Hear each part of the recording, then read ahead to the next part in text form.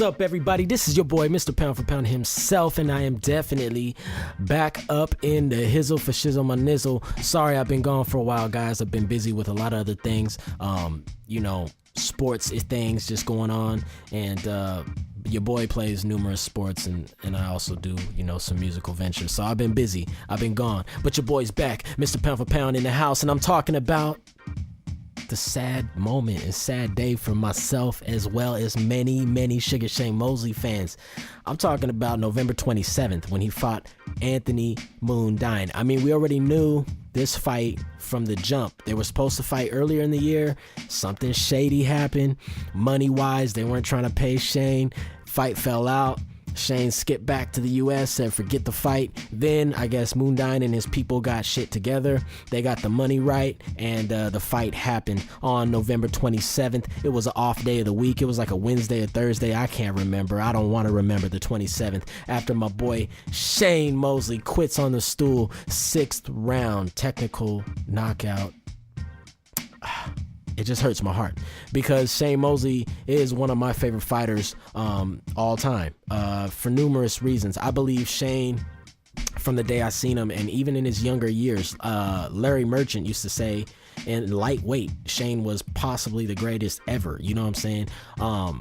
We're talking like best ever status. We're not talking about Mayweather fighting nobodies and claiming he's God, and you know what I'm saying? We're talking about Sugar Shane when he was younger. I mean, he was proven, you know what I'm saying? The guy was bad. Shane did things in the ring that I wish I could see Rigondeaux do now, because I believe Rigondeaux has the ability and the potential. He just don't got the pizzazz. Shane Mosley at his best had it all. He had speed, he had power, he had durability, he had a great chin, and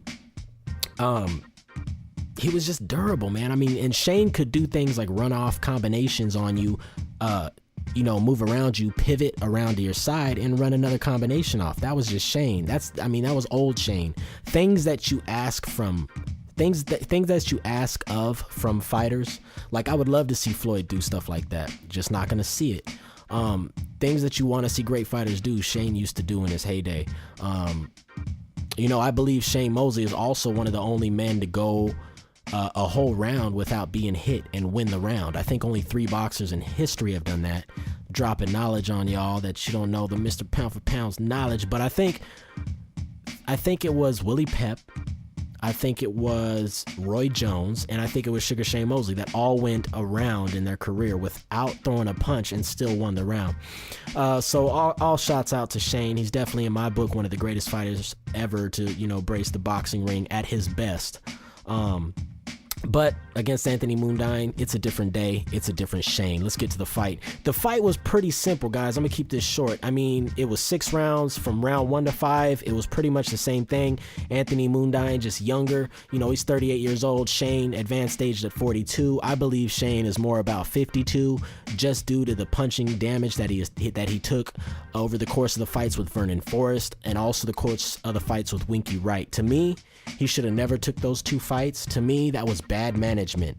And that's something that Mayweather doesn't have. Bad management. Mayweather has good management. Mayweather has managers that won't put him in fights like that. Shane Mosley, who actually wanted the legend status more than the money, I would say, for a while, he sought those fights that the fans wanted to see.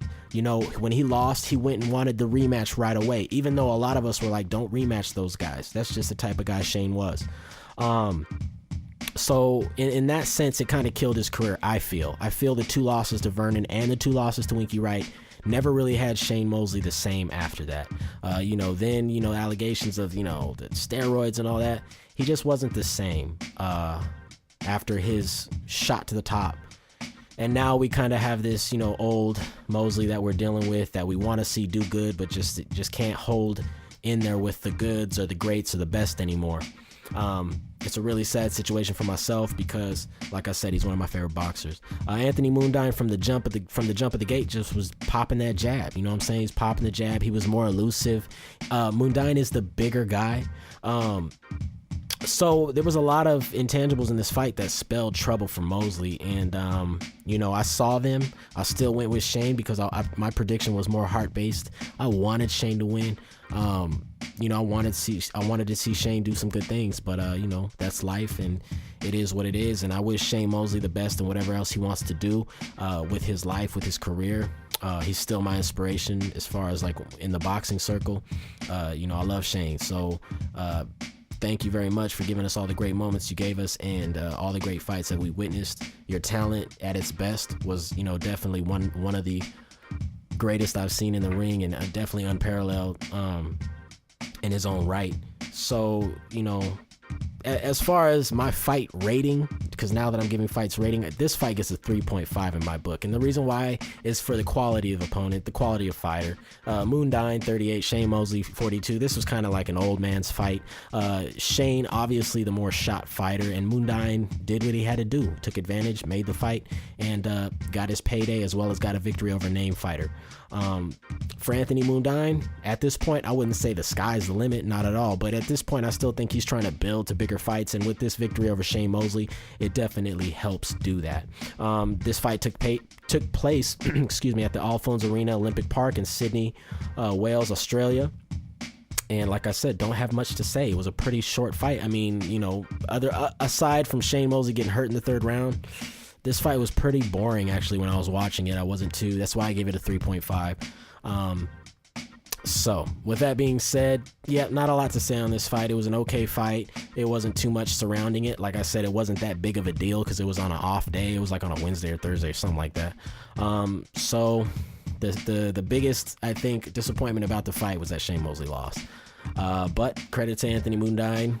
Go ahead, look for bigger fights in the future, and wish him the best. But for Shane Mosley, like I said, we pray for Shane, and definitely make sure that his health is good and his health is intact. And I definitely want to see Shane Mosley rise again and fight. If he wants to fight, go ahead and fight. But at this point, 47 wins. He's at 9 losses. I never thought I'd see Shane lose a fight, period. I thought he was going to be an undefeated fighter.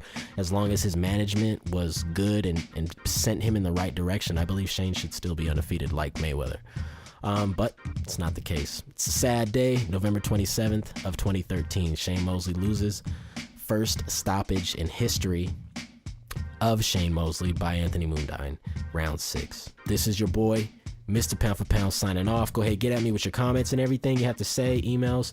Holla at your boy, Mr. Pound for Pound. I'm out. Peace.